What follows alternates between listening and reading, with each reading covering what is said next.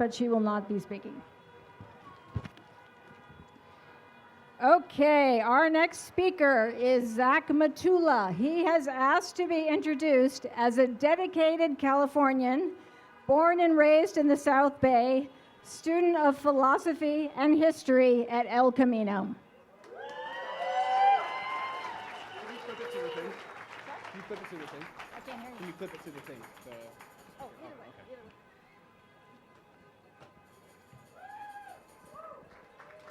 180 years ago, on June 14th, 1846, a new nation was born, the California Republic.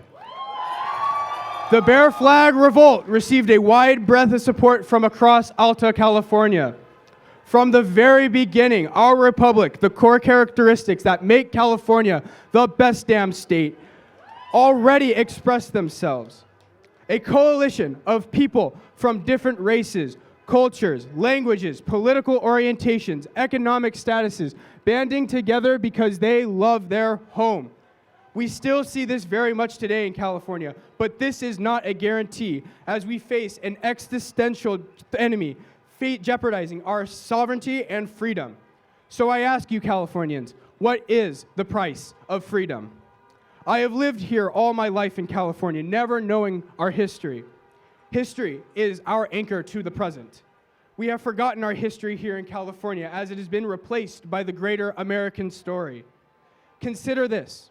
Perhaps there is a reason our history was taken from us, something America wanted you to forget. Our history defines who we are, and in these uncertain times, our past may be the key to our future. The Bear Flag Revolt was built on the trust of an unfamiliar community to fight and advocate for each other. Today, we have been fattened by success, complacency, selfishly preserving our comfort rather than fight for our community and neighbors. When confronted with a serious threat, you all would rather choose to keep your pensions, salaries, and elected office than fight. We are under attack by forces that seek to destroy the very essence of Californian life. Unfortunately, the plea for independence failed, and the burgeoning republic was crushed in its infancy by the United States. But the values of the lost republic echo into modern California, and to me, they are not faint whispers, but thunderous shouts to remember who we are.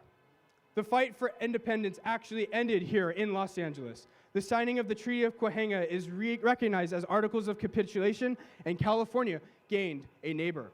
The United States, however, quickly demonstrated it was not interested in being neighborly with our republic. Federal troops occupied our cities across California. Our neighbor turned conqueror. Our sovereignty was betrayed by the United States. The dream of freedom, ironically crushed by a country that boasts its own struggle for self-determination. The virtuous, plural society that was California, built on neighborly values, destroyed by a self-righteous free country marred by slavery, a sin that once admitted as a state, California would choose to be free of. Now the military has returned, occupying our home for the first time in 180 years. Active duty Marines and our own National Guard do the president's and his goons' bidding. But our neighbors here in California never betrayed us, as the United States did. Our founders preserved the dignity and respect that we so fought very hard to protect. The United States has certainly tried to convince us throughout our own history that we, our fellow Californians, are the true enemy, but we are not. In 1942, FDR, one of the most progressive presidents of the 20th century, signed an executive order that aggressively detained and put into concentration camps 120,000 people of Japanese ancestry. Most were American citizens and members of this community.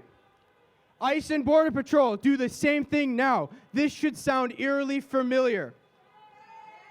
Renee Good, Alex Preddy, and here at home, Keith Porter Jr. are all names we must not forget. They are victims of brutality that this administration has inflicted upon our home, and they seek to turn our community against itself again. So Californians, we are at a fork in the road. The world is watching us. Our forebears are watching us. The demand for change does not end with this march today. The legacy of the Bear flag is to fight in any capacity you are able. When you go home, say hello to your neighbor. Spend time with your family and friends. Go to the park, smile, greet those who walk by. Things will get worse. Trump has made that inevitably clear. But the solution is in our family, our friends, our neighbors, the people we see day to day. These people, and even the people that we see once in our lives and never again. We must, by not telling them, show them that we are willing to fight for them.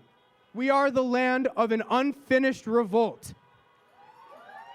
And we will survive this, but we must survive together.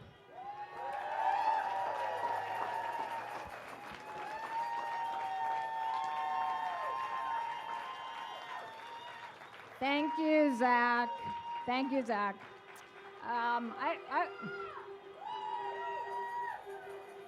I want to say one thing to everybody. You're going to hear out there in the world, oh, they're going to cancel the midterms, or oh, they're going to steal the election.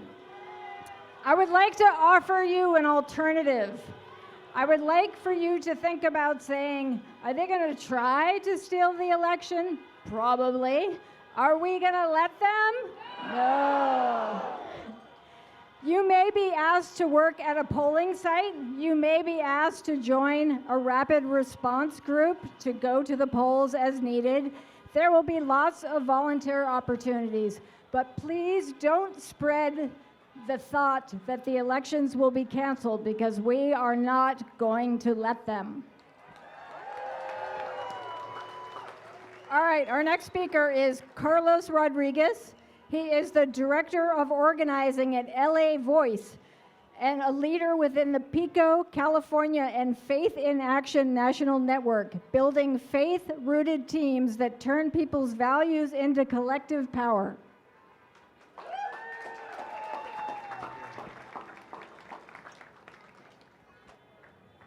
Good afternoon, Torrance. You all look beautiful today. In the United States of America, we have no kings. And look around you. This is what that looks like. Not silence, not fear, not obedience, but people standing up together. First, I want to thank Indivisible South Bay LA and all the No Kings organizers, especially Kenny Johnson, for the invitation and for the incredible work you're doing to bring people together in moments like this. Let's give them a hand. I am so honored to be here, helping set the stage for leaders like Senator Chris Murphy, who has shown this country what courage looks like when it matters most. My name is Carlos Rodriguez. I'm a proud Torrance resident, a South Bay toddler dad. There's my little 2-year-old, the son of immigrants, and an alum of Bishop Montgomery High School down the street. I serve as Director of Organizing with LA Voice, a multi-faith organization building power across LA County. We are everyday people across faiths and races, organizing to turn our values into power. Last year, we showed up.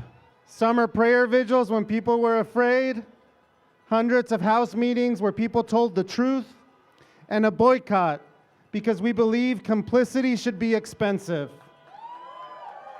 Let's be honest, we are living in a time that will be written about. We've seen communities facing off with Marines and the National Guard. We see ICE at airports, and we know 165 little girls are dead because of our tax dollars.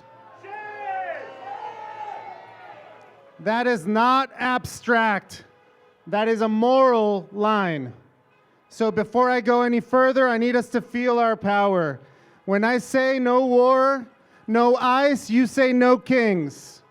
No war, no ICE. No kings. No war, no ICE. No kings. No war, no ICE. No kings. No war, no ice. This is personal for me. I have a son, a 2-year-old, and I think about the year 2044 when he might be able to vote for the first time. And I ask myself, will that election even be real? What kind of country will he inherit? And how will he carry the name Rodriguez in a country that at its best celebrates diversity, but right now is being tested? So yes, I am concerned, but I am not hopeless because you are here. I am not hopeless because you are here. And what we are proving right now is this: power does not belong to kings, power belongs to the people. There are those in power who want to claim faith, but faith does not belong to one party. As James Tallarico reminded us, faith is about justice, dignity, and courage. And I've seen that courage up close. I stood at a boycott of Target and Home Depot with Bishop-elect Antonio Gallardo of the Episcopalian Church and Rev. Lissa from the Unitarian Church of Long Beach, standing with their congregants in public, taking a risk, making sure people know you have a choice with your money. You can spend your money with companies that are not complicit, not silent in the face of federal overreach and terror. That is what faith looks like. So 3 quick invitations to step into power. First, the boycott of Home Depot and Target. It's working. Come find me after, and I have a QR code to download a toolkit. Second, organize where you are. Bring your faith community into LA Voice or connect with Clue, another wonderful faith-based organization doing beautiful work here in the South Bay and beyond. Third, May Day. Friday, May 1st, we are coming together, LA Voice, CHIRLA, the LA County Federation of Labor, and many, many others, to say clearly, no work, no school, no shopping.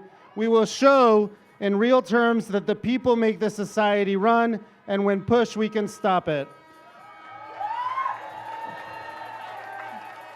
I'll end there. My son is watching, your children are watching, history is watching. So let's choose courage, let's choose each other. And one final chant: no war, no ice, no war, no ice. Thank you.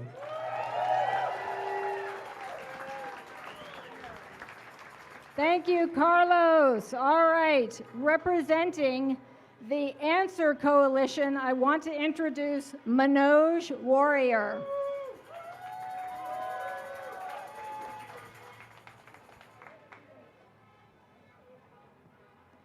No war, no ice! No war, no ice! How we doing, Torrance? I'm a proud Torrance resident myself, born and raised in the South Bay here, Lincoln, Casimir, North High. Let's hear it! As Catherine mentioned, I represent the A.N.S.W.E.R Coalition today. Act now to stop war and end racism. After lying to the country that he would be a president of peace, Trump has launched yet another war of aggression in the Middle East. Shame! Thousands of people in Iran, Lebanon, and neighboring countries have been killed. The global economy in crisis. This is an illegal war that's all about Trump's desire to control the world and has nothing to do with keeping us safe. Now, Trump is trying to get Congress to give him $200 billion more to pay for his way. Shame! Our dollars that should really be used for housing, healthcare, like previous speakers mentioned, creating good jobs for all of us who work in California. ICE's war on our immigrant neighbors is continuing, and now airports across the country are facing new challenges as targeted by ICE for Trump's secret police. This is a brutal, violent, and racist agency that cannot be reformed. There shouldn't be a funding deal in Congress for the Department of Homeland Security that doesn't roll back ICE's powers definitively. But that alone won't be enough. We demand the abolition of ICE once and for all.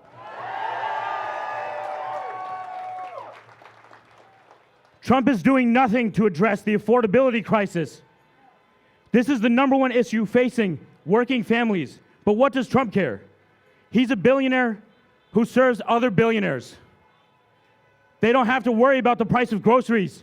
They don't have to worry about the price of healthcare. They don't have to worry about the price of housing and insurance, education for our students. The ultra-rich corporations get massive tax breaks, but ordinary people get nothing from this administration. We, the people, need a nationwide price freeze, universal health care, and massive jobs programs aids to immediately address this crisis. Is that right? It is clearer than ever that the majority of people in this country are opposed to Trump, as we see in the turnout today. Trump's agenda of racism, war, and attacks on working families will not continue. Today's massive demonstrations across the country are proof of this very fact. What's the next logical step? I'm going to echo Carlos. To make the people's opposition impossible to ignore, with a general strike that shuts down work, school, and shopping. On May 1st, unions, community organizations, and progressive organizations of all kinds will gear up for another powerful day of protest. We need to turn this into a general strike when people from all walks of life stay home, conserve their political power from home, school, and boycotting shopping. Please come by our table today. We are one of the coalition partners of Indivisible, and we have definitely more steps you can follow up with so that you can take action. Thank you, Torrance. No war, no ICE! No peace! No war, no ICE! No peace! Let's get to work.